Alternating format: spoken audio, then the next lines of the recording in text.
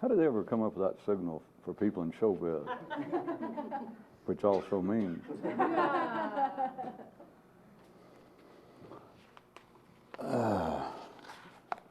Pick up where I left off as an example from last time that someone had asked about what they thought they'd heard me say about regarding someone could be a Christian, a Jew, a Muslim, etc. if they could control attention. And to drag it, you're recalling that this has nothing to do with religion. But I'm using that as the most commonly available example, the one with which most people are familiar, and to show you again, overall, you should start seeing yourself how strange this is, and yet how non-strange it is, because it's been in front of your face forever. It's in front of everyone's face that life puts out the information. But it does so in a matter of degrees, that most people only hear a faint echo of it. They're wired up genetically to only need a small piece of it, and that is what religion provides.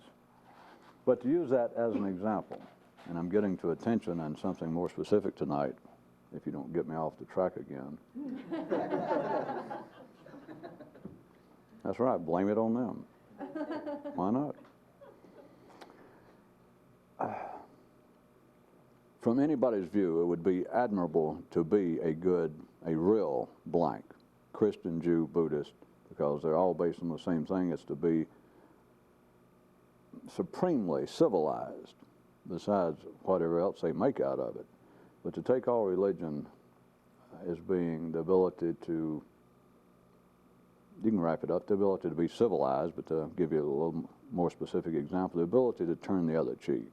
That's in everything. The ability to not respond in kind to those who dislike you, all the way from a physical assault to intellectual attacks. All religions say that no one can actually be a whatever, let's say a Christian.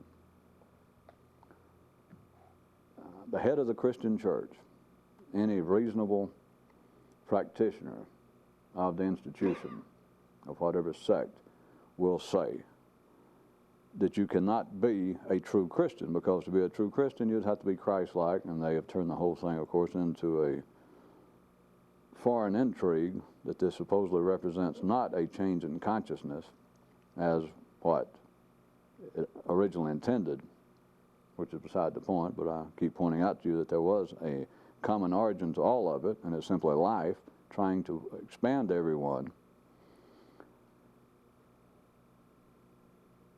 They will say that no one can be a Christian except Jesus, that he was the only one who could do it. And everyone accepts that. They even now have theological arguments. They have intellectual arguments, all religions do. That is, they don't call them arguments, they call them apologies. In a philosophical sense. It had a slightly different meaning, I think, originally in Latin. But it's known as, it's not in the sense we commonly use it of just apologizing, but it's to explain for the sake of those not quite enlightened as to their theology.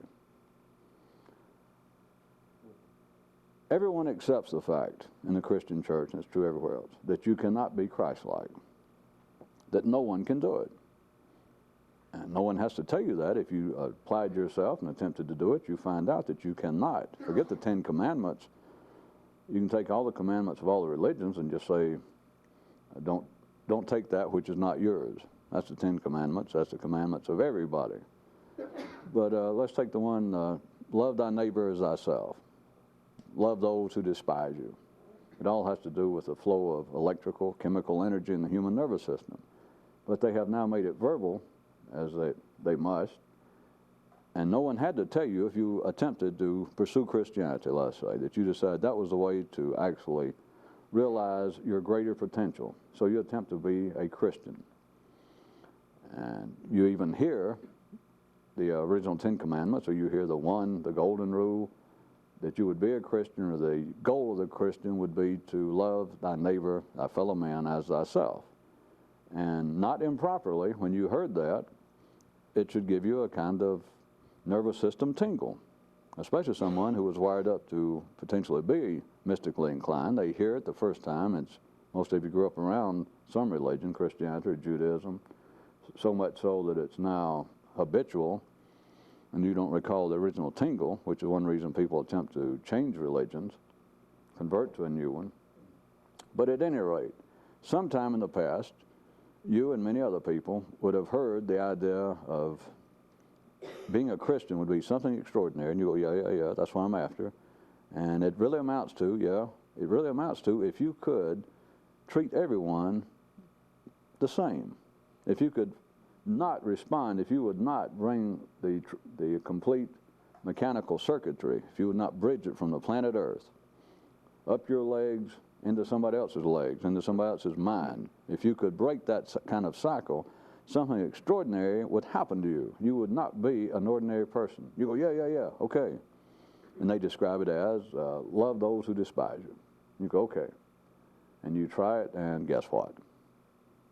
You can't do it. You try to remember it, and et cetera, and so then you go back and you check with a priest or a minister or a rabbi, and they say, well, nobody can do it. We thought you understood that. And we've been through this, but many people then feel somewhat chagrined, if not cheated. Like, what do you mean you can't do it? And they say, well, you can't do it. And perhaps you took it as a challenge, and you go off and you try it, and sure enough, you can't do it. The point is, it is now accepted in life amongst those who take religion in a sincere manner.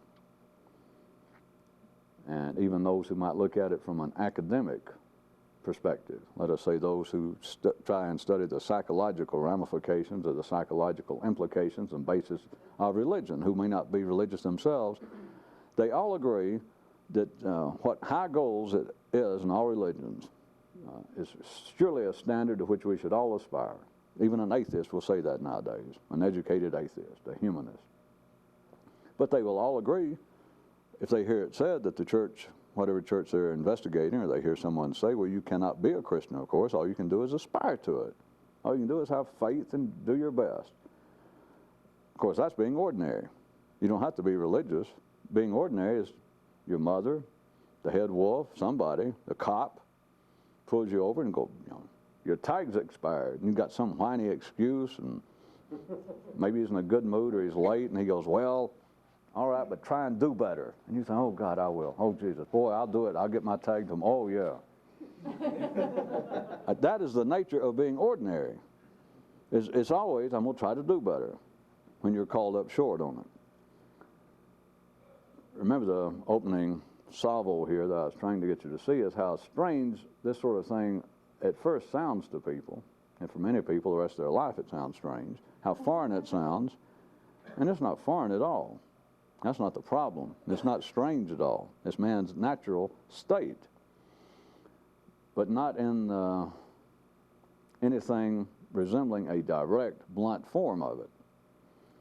Back to Christianity, or all religion. It is now a well-accepted fact amongst those who make their living from religion that you cannot be a real Jew. You cannot actually be Buddha-like. You could aspire to be. You could do all the rituals. You could swear allegiance to Buddha, but no one can actually have Buddha mind except Buddha. And no one can be Jesus the Christ except Jesus. You can't do it. And sure enough, you can't.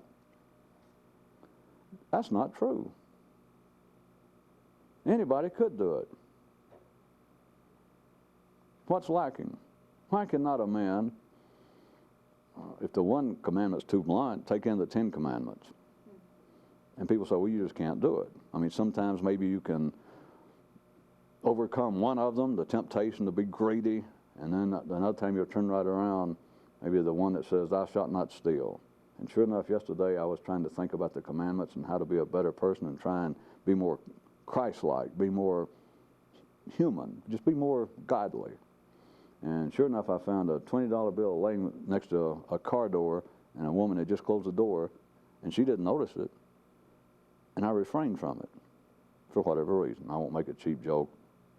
But for whatever reason, you do it on the basis of trying to, and you pick it up, and just you start to do it, and you're going to tap on the window and give it to her, that you're not going to steal.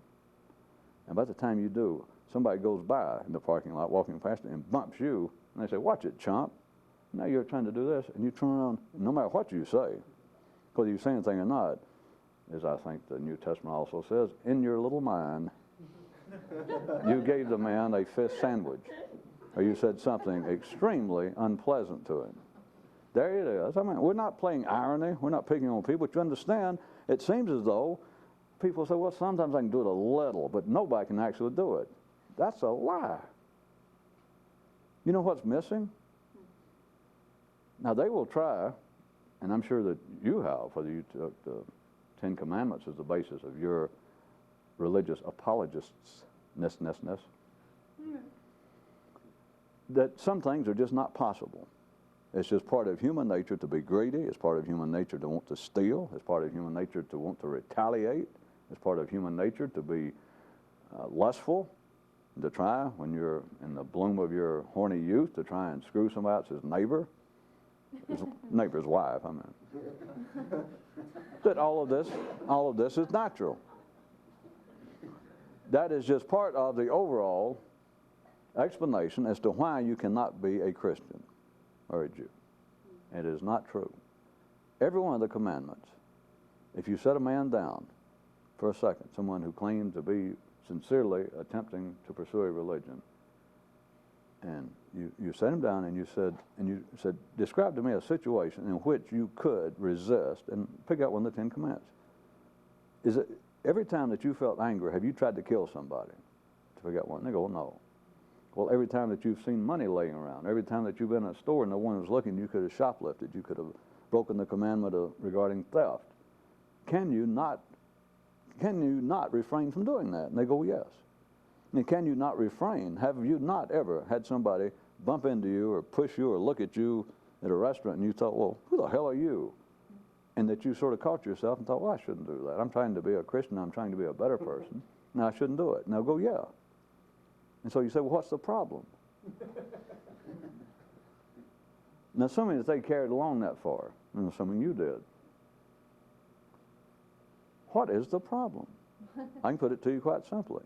Anybody can live by any of the Ten Commandments or by any mainstream religion's dogmas, primary teachings, except for one thing. They get distracted and forget to do it. Mm-hmm. That's how metaphysical it is. That's how spiritual it is. Of course, by then, if I was still talking to my fictitious person, I've completely lost it. They just won't hear it. They're not supposed to. But that's what it amounts to. That's how strange it is that we now have the Christianity and Judaism. We've got anywhere from 2,000 to 5,000 years. Use those two, and Buddha. We got everything. If we're going to do 5,000 years. That it is now well established that you cannot be one of those things. You cannot be a Christian. It's just not possible, and everyone knows it. It is well founded, and they now have theological, theoretical explanations as to why. Childish delusions, because anybody who wanted to be a Christian could do so, except for one thing. They get distracted. Would you like it simpler? They momentarily forget to do it. How spiritual. How deep. How weird. I mean, back to original sin, the weakness of man, the weakness of the flesh. Need I be crude again? I can say, idiots. Children. The weakness of the flesh. Everybody's flesh is weak. But that's not what being a Christian or Jew is about, except for simple people. And to them, it's just behavior. As I said, it's overall it's simply a civilizing influence, and that's the purpose. But if someone took religion, as they attempt to do, if they took a religion as a serious possible path to some sort of enlightenment, to another state of consciousness, we're not talking physics. We're not talking the somatic body of man anymore. I mean, you've got to be past that. If all you do is go to church because, or if the only reason you pursued a religion, if you found the basis of it, you say, well, I don't take as many drugs as I used to, so therefore I'm making progress. I don't drink as much. I don't smoke as much. That's like saying, well, I used to be killing myself slowly. I've been doing suicide on my installment plan, and now I'm not doing it as bad. Ordinary people call that progress. And I'm assuming the people I'm addressing, even theoretically, are beyond that. That is the most basic, that is the minimal level of religion serving as a civilizing influence to try and affect behavior. So we'll assume that you're somewhere beyond that. If you have any kind of higher reading and interpretation and understanding of such things as the Ten Commandments again, then you understand, I mean, it's past the point that you're physically going to kill somebody. We'll assume that you're that civilized, that you don't need the Ten Commandments to tell you, don't kill somebody. You're not going to kill anybody. You wouldn't have killed anybody. You weren't the type to kill anybody. You were not wired up to do that before you ever heard of religion, all right? And let us say that you're also the type who is not going to go out and engage in forceful sex. You're not going to rape your neighbor's wife. You're not going to go out and engage in armed robbery. So looked at the physical level, you look down all 10 commandments and go, well, you should already know that, whether you've ever thought about it that way. Physically, overtly, that is not the problem. You're not going to do any of those things. It's up here. There is where the possibility is, and there, of course, the two P's always go together, is where the problem is.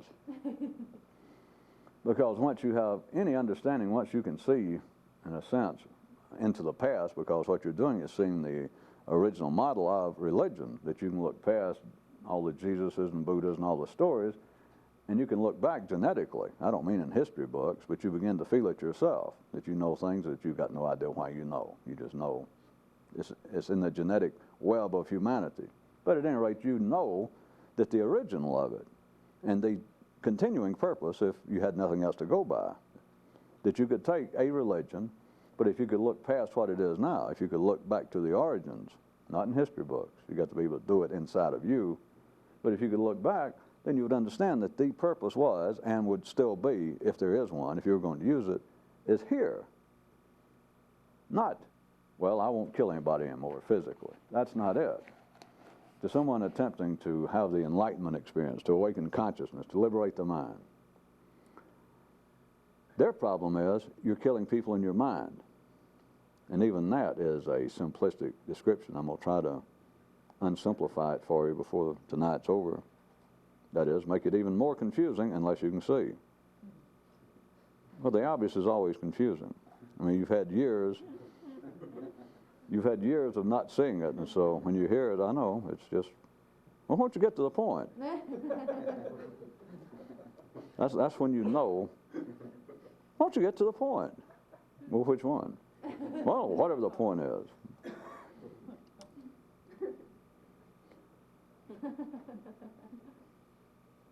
So the problem, the challenge, the possibility, if there's still one, and you could use it yourself individually, of attempting to pursue a religion, to be a Christian, is here. Always has been, still is, if you were going to actually pursue it as a method, as an attempted mystical way. It's got to be individual. You cannot get it from any sort of organized effort. So it's here. You understand that, surely? That your problem then is your mind doing things that seem to be, that you've got to begin to suspect yourself without the church telling you, but it's your mind engaging in activities that have, to be charitable, no value whatsoever. So much for charity. Once you get past that point, you understand that your mind, in some way, and it's not something you just suddenly see, because if you suddenly see it, by God, you're awake. You're enlightened. But you begin to see that it's your mind in some way. And somebody like me can keep describing it in all sorts of ways and give you things to do. But you begin to feel yourself that you don't have a physical problem. It's not your hands hate people. That your hands, it's not that your hands are going to leap out to people that walk by. That you look, somebody goes by and you think, he looks like a Muslim, I'll kill him. It's up here. You don't wake up in the morning and thinking, you know, hands, they're going to steal today. Or feet are going to make me trespass on somebody's property. It's not that. It's this.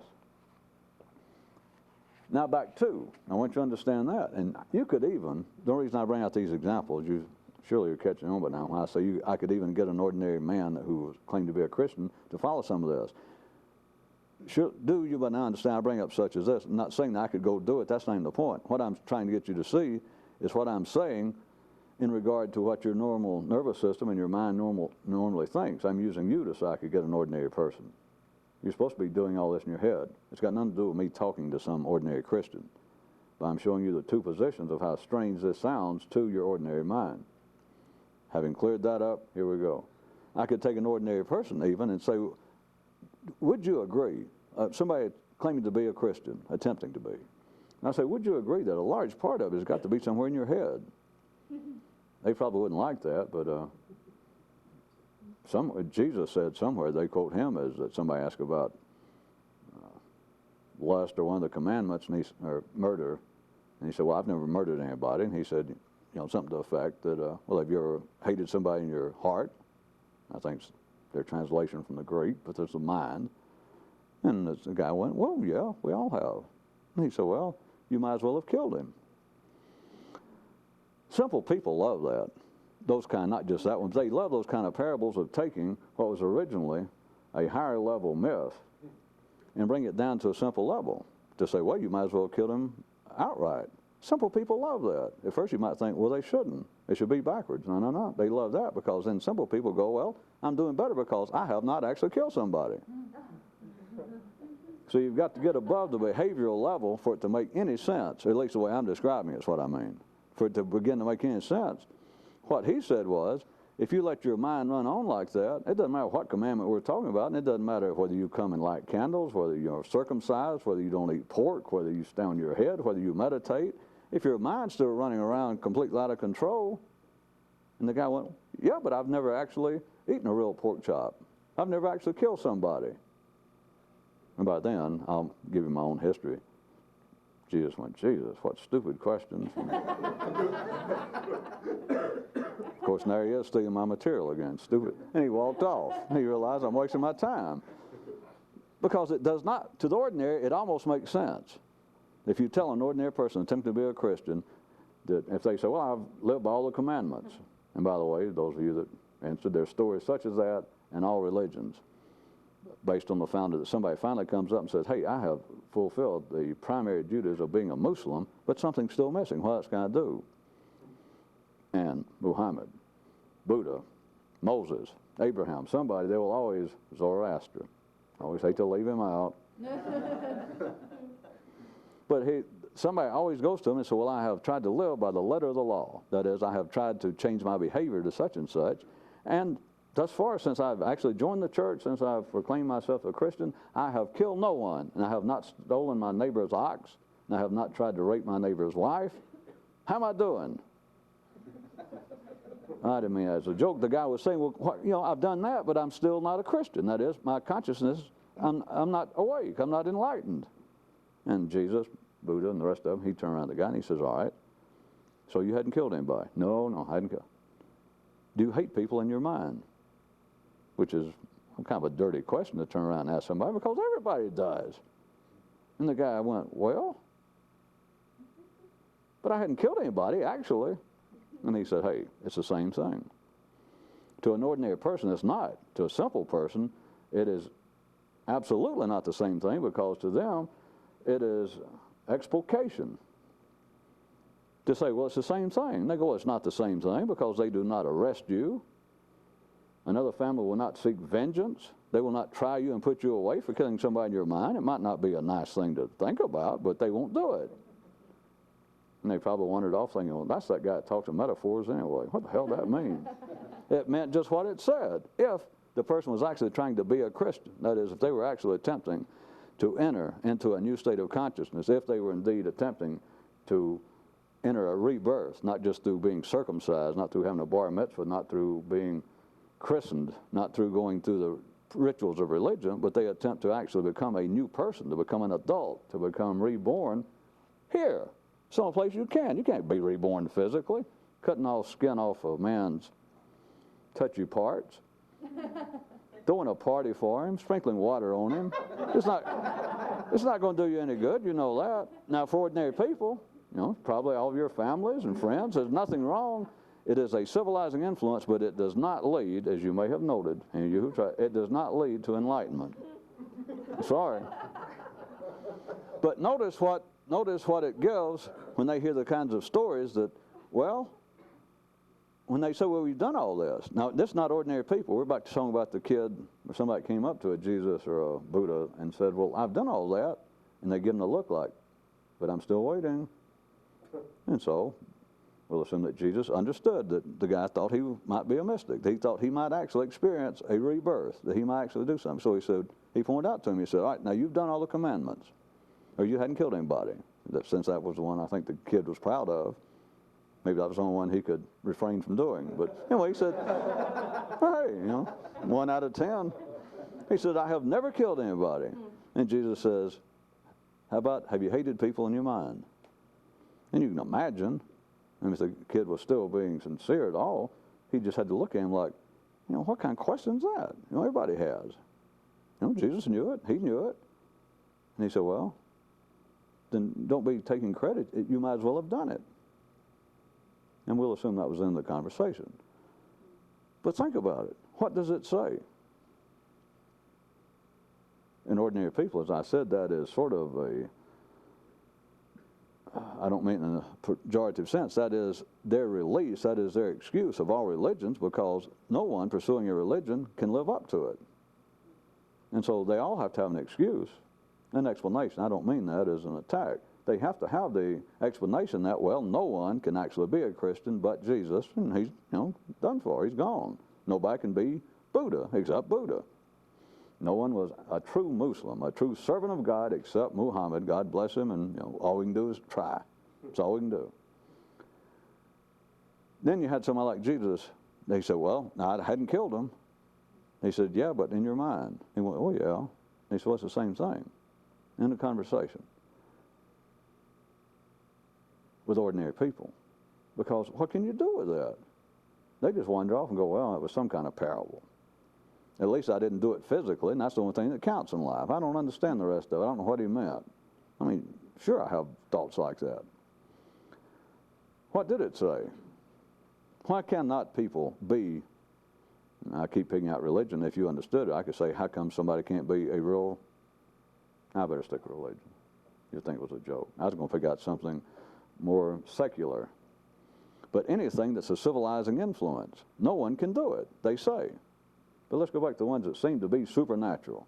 Why can't anybody be a Christian? If you ask about any one commandment, you ask that kid, I ask you, you ask yourself. All right, let's assume that you're a little better than the simple, ordinary civilian, and you understand that the whole idea of the 10 Commandments, or the love thy neighbor as thyself, not return hostility, that you understand, or you're just convinced, you're just certain that that has at least a metaphorical, a mythical, a higher, which is actually practical, a higher intent, or a higher possibility.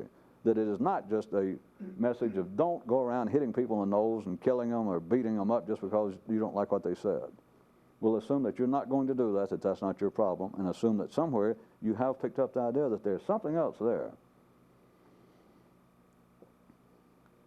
If you take that sort of person and say, well, you say that you've already heard and you've already been influenced, if nothing else, that it's not possible to not return hostility. It's not possible to actually turn the other cheek. Not all the time. Maybe once you can do it, but you can explain that away. We can say that you turned the other cheek when it was a real somebody half your size and somebody didn't even impress you. All kinds of circumstances that somebody at one time could have turned their cheek, that somebody walked up to them on the street and said, I don't like your looks.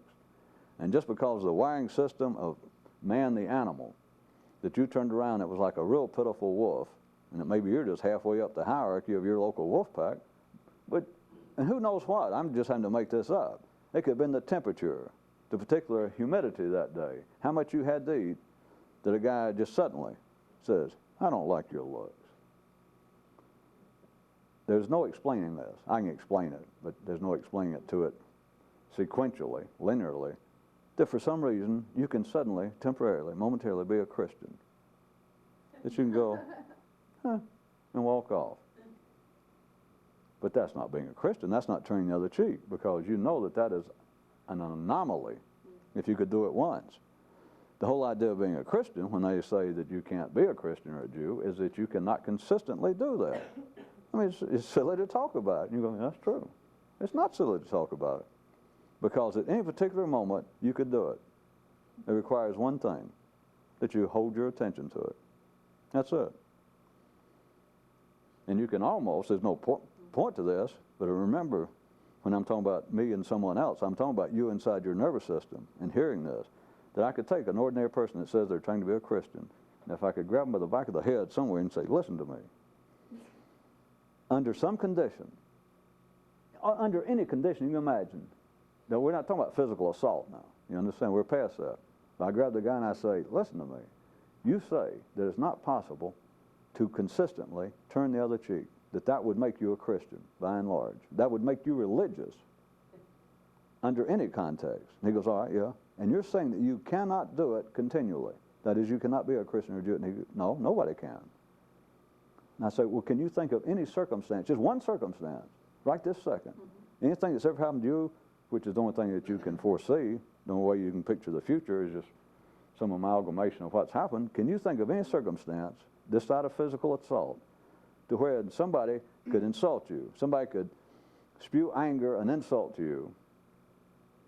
Can you think of that if right then you were really committed and thinking about what it is that you've been trying to do to be a Christian, and that can you think of that you could not do it at that moment? Did that get convoluted enough? The person would go, well, yeah, you're right. Every time, if I'm thinking about right then, if I'm, kind of my intellectual or spiritual loins are girded and I'm prepared, and somebody insults me, because everybody's probably done it, they think, once. And the guy go, well, yeah, I could refrain from returning hostility. And I say, all right, anything this side of physical assault, can you think of an example of something? Is there something that somebody could say to you? I mean, maybe right now you're just thinking that somebody called you a dirty bastard, and you could refrain from responding. They go, yeah. Or what if they called your mother a name? Let's assume he finally got the point that, no, I can't think of anything that wouldn't be a physical assault. I can't think of anything that at that moment, were at my best, were I at my best, trying my best to be a Christian or a Jew, etc., that at that moment I could not refrain from doing it. No, I cannot picture an example wherein I could not do it right then. And they would want to say something else. And I'd go, yeah. And they'd go, when I can remember to do it. That is all it would take to be a Christian, a Jew, a Muslim, a Buddhist. It's all it would take to be a humanist, if that was now a religion. That's all it would take. Because any sane person who can hear the idea from any religion and respond to it positively themselves, internally, not through ritualistic behavior, not through just looking for a new social group, but anyone who hears it and thinks, that is what I want to do. They read about Moses, they read about Jesus or Buddha, and they go, that's it. I'm not sure what it all means, but that is what's been eating at me ever since I can remember. As soon as I begin to think, this is it, I'm just sure of it. And then everybody tells you, well, that's great, because whatever religion you approach, they go, that's true. God wants you to be a Jew. God wants you to be a Muslim. You come to the right place. And you go, no, I want to do it. And they go, nobody can do it. That's a lie. All you got to do is remember. All you got to do is have some control over your attention. And if you're a sane, ordinary person and you were committed to being a Christian, living by the golden rule, big deal. You can do it every single time somebody comes up and says, boy, you're ugly. Boy, I don't like you. Whatever it is. You can do it with all the other commandments. You can refrain from doing it if you were committed to be a Christian. Why did you ask somebody, well, why did you lash out at the person? Why did you insult them? I don't know. You know how it goes. Why did you do it to your own wife, your own husband? You claimed to be a Christian. You thought you were up to something. Oh, I don't. All right. The heat of the moment. Well, why did you steal when they dropped some money? I know. Ordinarily, I wouldn't have done it. I don't know. It was I don't know. I tell you the truth. I don't know. She dropped the money, and I looked around, and I didn't need it. I don't know why. I do.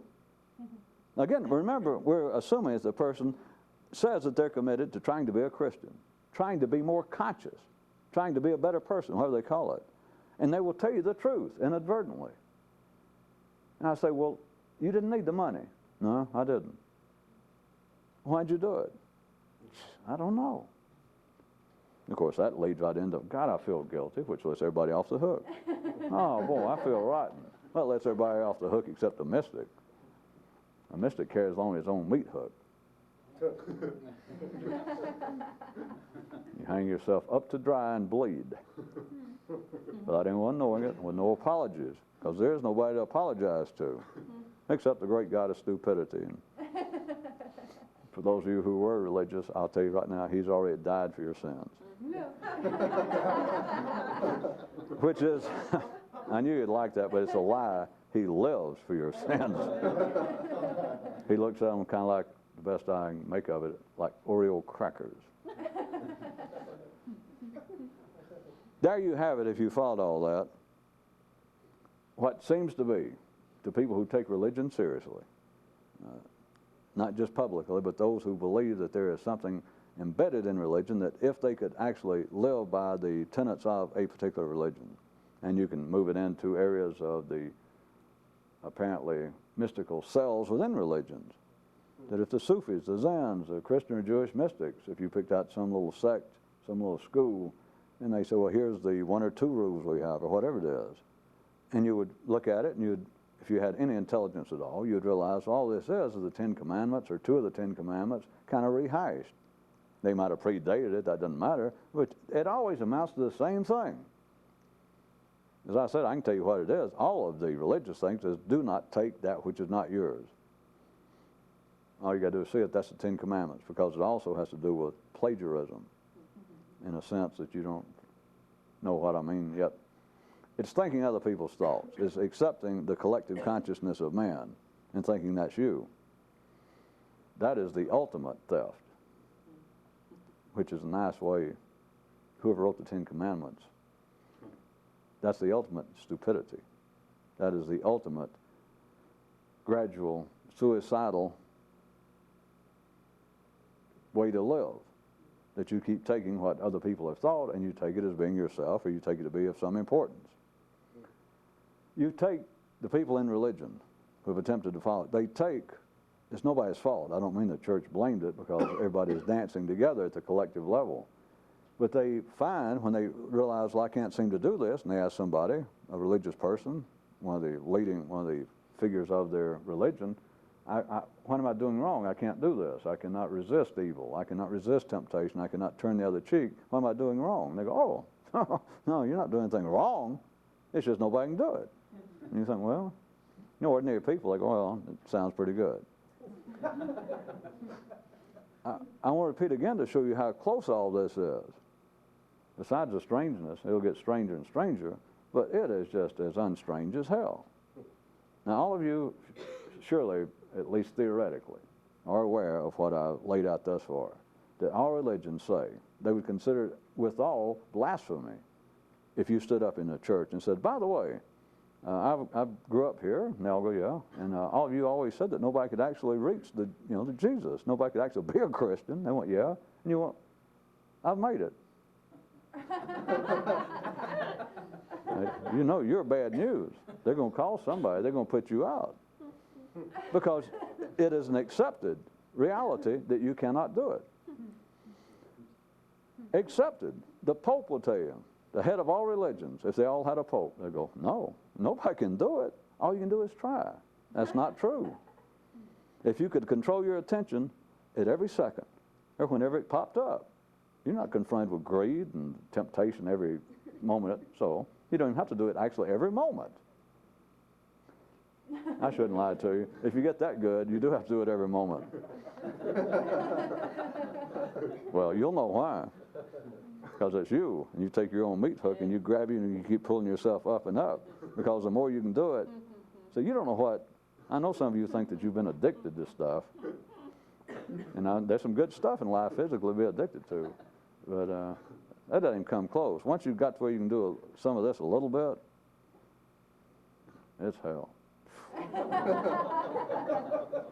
And there is no recovery program. There's nobody to whine to.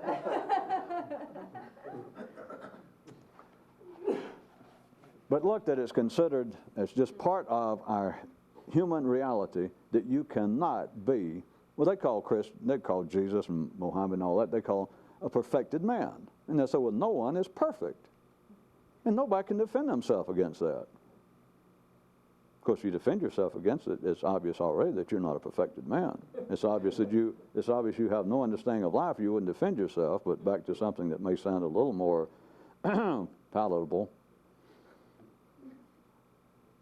But you pick out everything that any religion says would make you a perfected man. And every one of them are humanly possible. And no one will even see that. Oh, no, this is otherworldly stuff. Only Jesus could do it. Well, now, forget the mess. Forget the physical stuff of walking on the water and flying through the air and all that stuff. The real heart of religion is what a person understood, what was going on with their consciousness. And you cannot pick out one thing of any major religion that you cannot do. You can stand right there and momentarily do it. Anybody can. Anybody. And what is the reality of it, though? Nobody can do that.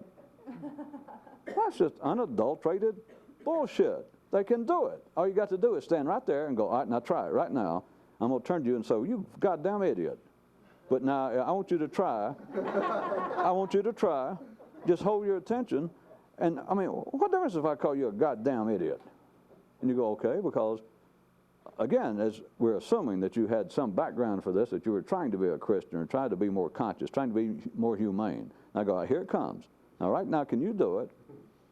That's a little dirty, I know, to start off with, to make it an actual example. But if I was back to what my first scenario I was painting, that if I ask you, if I said, right now, can you imagine you're out on the street or in a bar, in a restaurant, or somebody just says, hey, what the hell are you looking at? Get out of my way. Can you send there right now a picture that you're trying your best to be more conscious, whatever path or religion you thought you were attempting to pursue? Can you imagine right now being able to refrain from responding? I mean, in here. If nothing else, you just think, I will not respond. I will not respond. I will not respond. And you hear the guy go, now I say, think about it. The guy he doesn't hit you. He's not physically threatening. He just goes, boy, you're an ugly son of a bitch. I don't like your looks. And you're thinking, trying to be more conscious, trying to be a Christian. Can you imagine being able to pull it off? And you go, yeah. When I say imagine, you could do it. You can do it any damn time you want to put it real crude. A little truth in advertising, you could do it any time. You could remember to do it. Because that's exactly what people are saying in the overall explanation, then thrown back on the weakness of man's flesh and et cetera, and original sin and all that. But they're saying, well, I don't know why I did it. I know why. And now you do. You may not like it. The person says, well, I've tried my best to be a good so-and-so. Well, why did you do such and such? It's just counterproductive. It is in counter-distinction to their basic teaching. Why did you do that? I just saw you do it. You saw you do it. Yeah, I did. Why did you do it? And she says, I don't know. Well, I can tell them real easy. You understand I'm being figurative again, because they don't want me to tell them. They'd say, well, you don't have to tell me. I already know why. It's right here in the Bible, right here in the Quran. It says man is weak. Only God is perfect. Only Muhammad is perfect. Come early, stay late, send them money. Do good. And I go, no. All you got to do is hold your attention, and you could do anything that any religion has ever described. Now, since that is not the place to actually fulfill it, once you get that in mind, once you can hold that in your mind for a little bit, then consider how strange the whole idea of mysticism is in its original intention. Information through non-normal means, through channels that are not considered to be readily available. Then how strange is it if the very thing that is now just woof and weave of our whole fabric of the intellect of this planet, that no one is perfect. That is, no one can be a Christian or Jew, etc. And if you see that that is not true, it's not debatable. Because anything they describe is humanly possible. It is not supernatural. except when you start playing with the fairy tale ideas of walking in the water and raising the dead and all that. Please note, no one contemporaneously ever sees that done. I can't believe I lowered myself to point that out to you. That was insulting. That was insulting. My apologies. I shouldn't have done that to even you new people. At any rate, I'm assuming you're past the fairy tale part. Everything else that they describe as not being possible is absolutely possible. So if that be true, that the very things that ordinary humans, be they fanatically, fundamentally religious or just sort of interested in religion and the social and psychological aspects of it, and they say, well, it's too supernatural, it's too spooky, it's too metaphysical, it's too otherworldly. It is not. Everything they say you can do. There's just one small problem. I got distracted. Yeah, I know I swear I wasn't going to hit my wife anymore, but damn, I came in, and you know how it goes from there. I was real tired, the damn TV was on or something. I looked around I was looking for a cold beer, and she forgot to get it. And all day I'd been thinking, how bad I felt last weekend when I put her in the hospital again. And I swore I wouldn't do it. But I'm telling you the truth. I mean, whoever he's talking to, because we know who he's talking to, he doesn't. He says, and there it was, I'm hot. The kids are screaming. The damn trailer is just, the air conditioner is down. I say, could I have a cold beer? And she goes, and just before I knew it, I just slapped her. And I go, why in the world would you slap your best friend? Normally, who you say is your lover, the party, you go, I know. And you go, well, why do you do that? Especially somebody claiming to be on some kind of great mystical path or attempting to be just a good person. Why do you do it? They got one explanation. And we all accept, all ordinary people, they accept it. It's the kind of currency you pass around. It's like, get out of jail free, and everybody just hands it around. And the person goes, I don't know. And so you let it slide. Because 5 minutes later, 5 days later, you're going to be in the same position, and it's like, it's invisible bookkeeping that has to do with the collective, and as I've described, consciousness of humanity running through here. We all play the game. You do that to somebody you knew, or even a stranger, but let's say it's somebody you knew, a relative or somebody. And they go, God, I don't know why I did that. And you nod as though, I know what you mean. Which is kind of dumb itself, but you go on what you mean, and what you're really saying is, okay, now that's one for me. It is.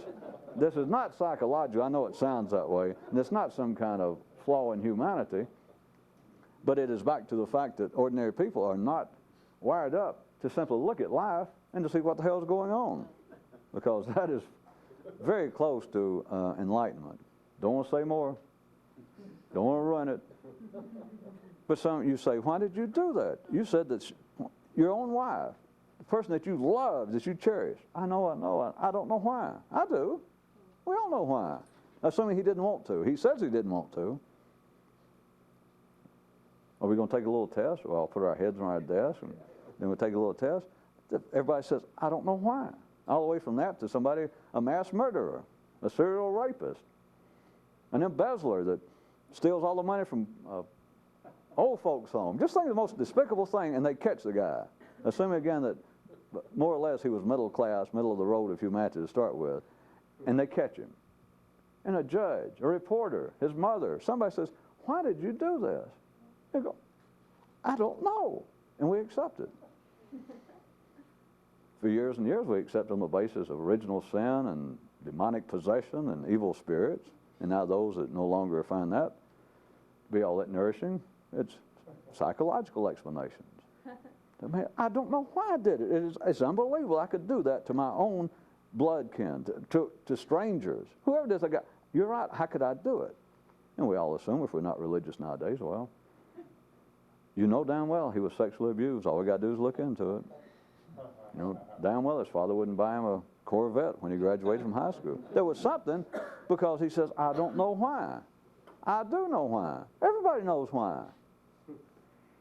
But if everybody recognized why, then everybody'd be awake and we wouldn't have anything to do. A few people on this planet, a few of us would be so hard up for a hobby, I don't even like to think about it.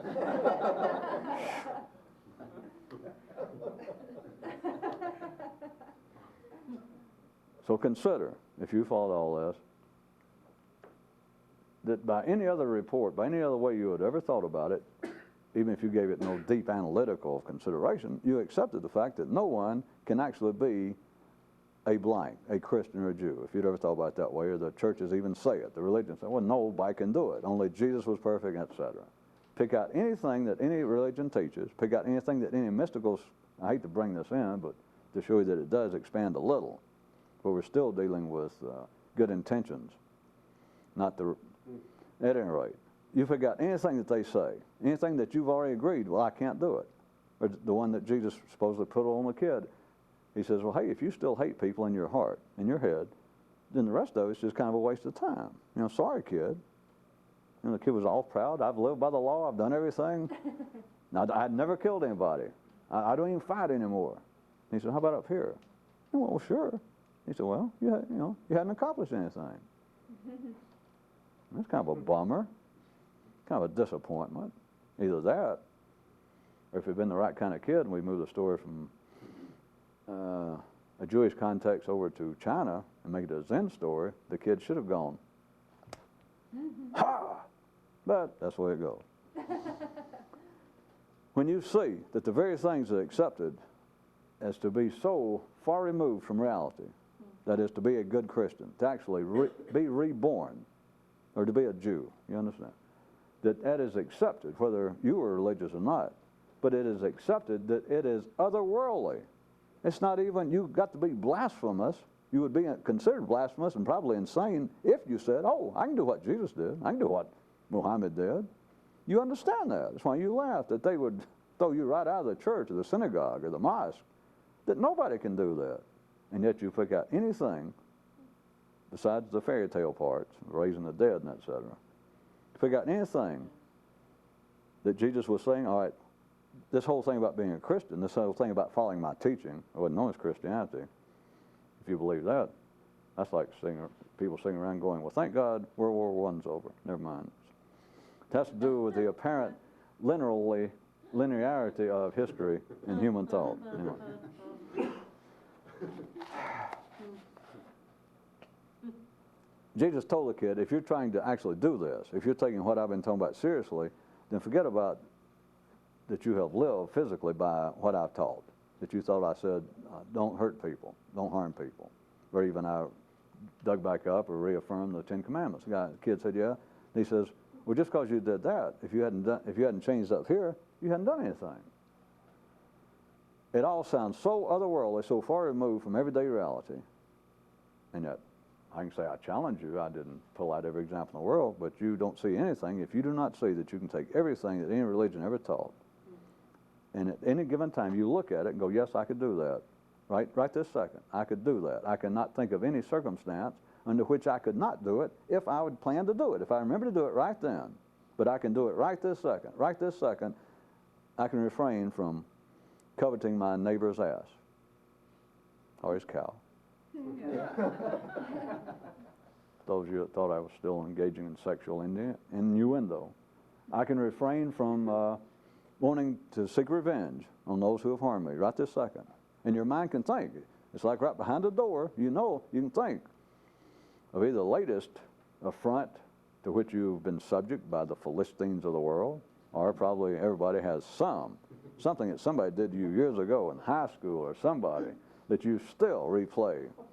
Some guy rode down the expressway outside of Houston and just looked at you and went, usually it's good if it's verbal. Some guy that you lent money to years ago because his little daughter was sick and had to go to the hospital, emergency room, and then he never did pay you back, and he moved away, and you finally saw him 2 years later, and you said, where's my money? And he went, yeah. And so just on any hot day or when you need to eat or, you know, you got a hangover, you just hear it over. His picture and him going, ha! You know, do everything I tell you, whatever it was.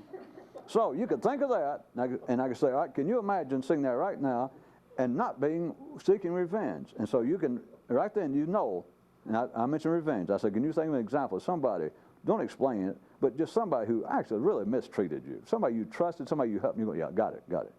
Now go, all right this second. In all these years, hadn't you cursed him? I mean, if you remember it, you surely cursed him. You wished you had at least thought of something really responsive and sarcastic that topped him. the whole point, you've been wrestling with that memory. You go, yeah, I got that. I go, all right, right this second, can you think of the thing, and yet not in your mind thinking that you wish you'd gone, well, to you, or, you know, two hands, or whatever you'd said, like, hi, your mama. You know, whatever it is you normally do, and right that second, you can do it. Right that second, after all these years, it doesn't sound like a big deal, me describing it, but right that second, it's like the linearity of thought, that you know, all right, I know, I remember so-and-so telling me, hey, you didn't think I was going to pay you back. So there it is, and it's like you got it behind a closed door. It's right here, waiting in line, on the assembly line of your mind, and it's like you can hold it there, you're aware of it. When I said, think of an example of somebody's mistreated you, and that you go around and you keep, you know, telling them, get screwed, and boy, you'd like to get, you know, yeah, you got it. All right, right this second, can you refrain from having any feeling hostilely? Can you just refrain from having any real reaction to it? And if you stop right there, and if you got any sense, if you got any fairly working brain machinery, you can do it for a second. That there it is, it's like you hear the whole situation, you know you played it so many times, you don't even know, but it's like behind the door, and it's like you go, yeah, I can do it. Right that second, you're Jesus. You're Muhammad. You are a Christian or a Jew. You can do it. It's not in question. Why is it considered to be so unnatural to get involved with such as this? I'm not using this as a particular example, but in the idea of trying to not only be a Christian, but to go past that, not just try to live by the letter of the law, not just try and undertake some discipline, which I know a lot of you keep waiting on for me to come up with things to do specifically, which I'm going to, but just to get involved with some group and you sit and you meditate, or you get up and you dance, or you do such and such, and it is obscure vis-a-vis mainstream religion, and so you expect more of it. That is, that you've already discounted mainstream organized religion, and that seems like it's got to be something a little more specific. But no matter what it is you do specific, what if somebody you fell in with the Whirling Dervishes, redone, circa 95 from Wisconsin, and they got some small, you know, something new that you carry cheese in your hands while you The point is, you can take it up, and it can become a social thing. I couldn't resist. I was just trying to say that I was taking something that is ordinarily considered outside of mainstream religion. That's considered that this has been a mystical way, the same way as a Zen, just sitting around and trying to meditate and calm the mind. But to do it physically, what if you've been sitting there and one day suddenly Buddha showed up and you'd been sitting there, you know, in Japan in a monastery all this time, and he says, I notice you sit. You go, I have sat faithfully. They told me that we must sit 10 hours a day. I've been here 8 years, and I have not once failed to be here. I mean, there's mornings I've been sick, I've had headaches, and I have been here, and I have sat still. They've never had to hit me with a stick. And Buddha says, have you been sitting still in your mind? Of course, he was my kind of guy. He'd go, wait a minute, are you going to be Jesus and pull this same shit on me later? You understand? It's the same thing. He says, instead of I hadn't killed anybody, and he said, well, have you hated them? Have you wanted to? Have you wished them ill? Well, yeah. Move forward 500 years, backwards, and there sits, a guy. He says, well, I've been sitting here all this time. I sit, and I am still. The head monk, the sergeant in arms never has to come by and hit me. I never doze off to sleep. I have sat here in the position 8 years, 10 hours a day without fail. And Buddha says, okay, but have you sat still in your mind? And he's going to look at Buddha the same way that kid did Jesus, like, what do you mean if I still hate people in my mind? It seems so far away. And it's right here. I was going to actually get into controlling attention and some things, but I'm still going to stop at an hour. I know that a lot of you, some of you already asked some of the older people in the group if there's anything, and you've written me notes about things to do, but I was going to give you specific things having to do with attention, because that is the most specific groundwork. It's none of my business, it shouldn't be any of your business about trying to compare whatever you thought this was going to be and the way I'm running it. I'll agree it's probably different than it's ever been done, because I am running it right in the middle of your face. right in the middle of your brain, and there seems to be very little of the past baggage and history of mysticism from what you've seen thus far, and what you've seen thus far is fairly indicative. In case you're waiting for a major shift once I get to know you. It only gets worse. The point is, it is not the standard stream, and I'm not using this as a sales pitch for me. It's just times change, here I am, and it's all I can be. That's the way I know times simply change. And I know this has sounded probably fairly intellectual or cold or harsh or dry and etc. Hey. So now that we've settled that, there are things you can do with the attention. There are attempts you can do, but it's the same thing as trying not to kill somebody physically. It's trying to sit. They're all just kind of stuff. For it to have the possible maximum value at any time, it always has to be what appears to be new stuff. The only way it's, and when I say new stuff, it has to come from somebody that knows what they're doing. Somebody that's actually knows what they're doing. Make of that what you will. And after that, if you're the few kind of people wired up to do it, then I can come up with something. I can tell you stuff to do, and I can keep changing it, and I can, in a sense, kind of drag you closer and closer to the boarding platform of the great mythical Orient Express. I can drag you down the stairs of the depot in Paris, and I can almost get you on the train. I can't do it, and even if I could, I wouldn't. If I could trick you and kick you on the train and say, by God, you're on your way now, I wouldn't do it. You can't do it, but for those of you that think you can, that's like, if you believe that, you're to go find Oral Roberts or somebody that's be healed. That is, that there's a physical way that you can pass on awakening. You can pass on Christianity. You can pass on grace. Sorry. I'll do that to you at the same time that I walk on water. There are some things, by the way, back to what I was going to say. I came up with some things some years back that I will let Worth and several people, if you want to find out what they are. I probably wouldn't not have even done it had not Worth and several people said that some of you keep asking, is it not something we could do, and I understand.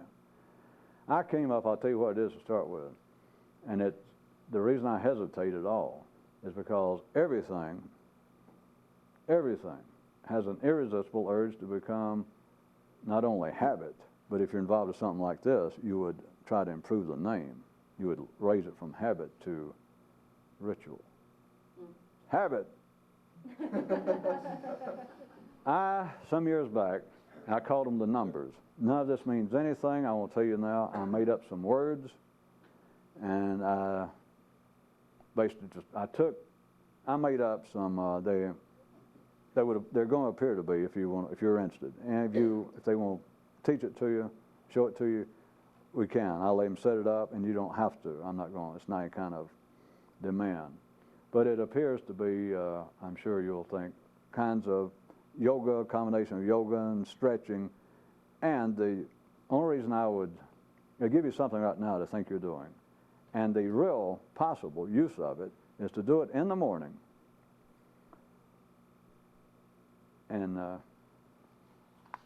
you understand what it is. It amounts to what appears to be my own version, you might say, of what you would think of as being some sort of yoga postures and stretching and something to do with the mind. You're going to find I call them the numbers because I never did tell anybody, but I made up some words. I might as well tell you now because once I let that get out, and I've had people come through this group and move off, and I find out some people have spent a long period of time trying to track down the language of where I stole this. I know, I'm not making fun of it, but I know how that goes. I'm just trying to save you, or those of you that know some decades back when I wrote those 4 public books, and one of them I was using for a while, like I do news items now, the stuff I write, I called it "And Kairut Said." I had people write me for 10 years that had thought they had tracked down Kairut because they were just sure it was a secret message, and I, in a sense, kind of felt bad, except I just showed how hard up they were for a hobby. But some woman actually got into, according to her, she wrote me for a while, she was traveling into Europe looking up obscure manuscripts because she was so taken by it, and she just thought, and then she began to play anagrams or whatever you call it, numerology about what the name actually meant. And I made the motherfucker up. I tried to make up something that didn't sound like anybody's name, Kyrud. And by the way, some of you know, after I did that, I didn't know at the time, but there's a men's chain store for big and tall men called Kyroops. Well, there was one in Atlanta. The only thing that's been lacking in I started to say lacking in my weird correspondence over the years, I shouldn't say that, or the gods will send me worse. But the only thing was for somebody to finally write me and say that they figured out that, you know, Kyrut was some way tied to this big and this large, what do they call them, large, tall and big men shop. You know, it's real tall and fat people, and that some way Kyrut was tied to that. I made up the words, but it's to give your mind something to do while you're doing this. And those of you who want to, and don't anybody hurt themselves, and probably all of you, it's possible that many of you could use more exercise, but here's the thing in the morning. If you're going to do them, do not take this as being anything mystical. Do not take it as having any kind of hidden idea behind it. The words that I put, they're all two-syllable words to do something with the mind, and I'll tell you a little bit more about it, those of you that want to do it, and those of you who don't, it doesn't matter because I'm going to tell you about something about controlling the attention anyway, but it's to get up in the morning, if you're going to do it, and get the most possible use. And it's not magic, but it's to get right up out of bed and to do it first.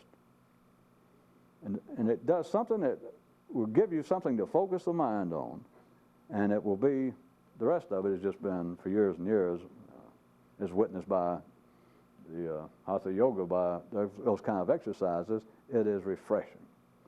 But that by itself lacks, but to give the mind something to do.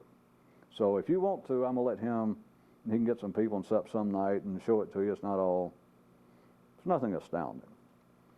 But if you're going to do it, you got to give me your word. I always got your word. If I tell you something, I got your word.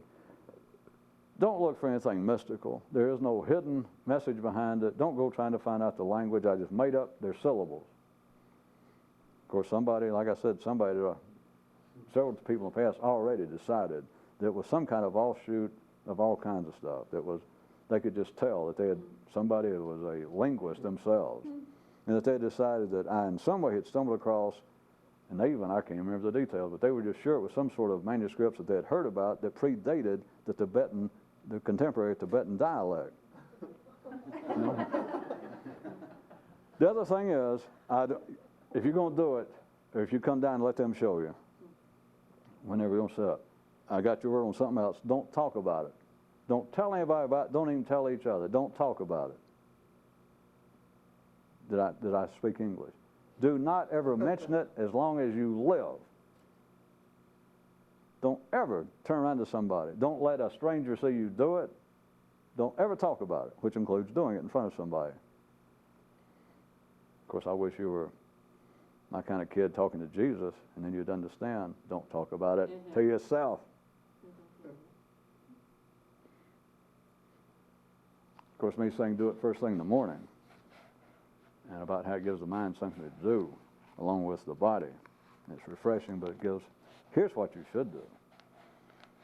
That kind of thing that I came up with, I call it the numbers. You know what you could have done and saved all that? Here's what you should be doing anyway.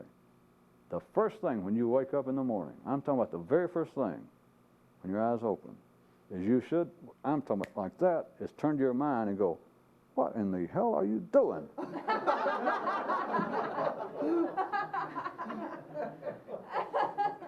I can make that, but you should turn on it with that same sort of gusto, I might add. You got to learn how to do this to yourself. All of the hostility and smart aleck and me using profanity up here sometimes, even though it's for theatric and dramatic use, once you learn how to do it to yourself, it can be used, not on other people, but on yourself. And so that kind of tone of voice about, what in the hell are you? But here's the actual better words is, it's still the same thing, is, what good is that doing me? Now, I don't mean to stop and see what it's going to do. As soon as you wake up, it was already running. You just think you went into a completely different state. Well, I'm not dreaming now. As soon as you awaken, before you even think about the numbers and get up and start stretching, you should, as soon as your eyes open, your brain opens to your eyes to your brain. You should go, what what the hell good is that to me? That is the true morning stretch, the numbers. That is refreshment. If you learn how to do it, if nothing else, for a while, it makes your mind go. Which, trust me, if you stick with this, the day will come shortly that you just about accept that in lieu of instant enlightenment. If you can just make the mind go, and just kind of disorient it for a minute. Well, Worth, you understand? Yes. Get some people and that. Well, just check with them. None of you have to do it, but if you're going to come down and see what it is, and I will be getting into, and according to how many of you show up Friday, as you saw last time, those of you who are here, it becomes a seamless segue if enough of you are here, but I'm going to get into something more specifically, just individually, of walking around. Numbers, walking around meditation. Peripatetic meditation, sitting. No, like that. But anyway, if you're going to do it, if you're going to come down and see it, don't talk about it. Now, I got your word. If you're not going to do that, don't come down and even see it. But don't ever talk about it from the time you see it. Nothing. Don't ever mention it again. Don't ever say the word numbers. Don't ever say anything. Don't let anybody see you do it. And don't try to figure out what it is. It's nothing.